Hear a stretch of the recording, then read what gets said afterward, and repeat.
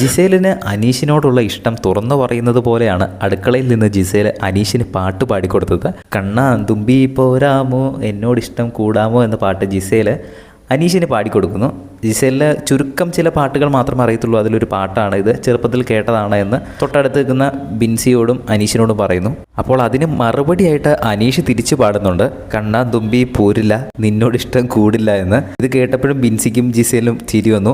അതുമാത്രമല്ല വീണ്ടും അനീഷ് പിന്നെയും പാടുന്നു, നിന്നെ കണ്ടാലുണ്ടല്ലോ വഴി മാറി നടക്കും ഞാനെന്ന്. അതും കൂടെ കേട്ടപ്പോഴത്തേനും ജിസേൽ പൊട്ടിച്ചിരിക്കുമായിരുന്നു. കാര്യം ഈ കഴിഞ്ഞ ദിവസങ്ങളിൽ ഏതോ ഒരു ദിവസം ജിസേൽ അനീഷിൻ്റെ അടുത്ത് ഇഷ്ടമാണ് എന്നുള്ള രീതിയിൽ പറഞ്ഞിരുന്നു. അത് തമാശയ്ക്ക് പറഞ്ഞതാണോ അല്ലയോ എന്തായാലും പറഞ്ഞിരുന്നു.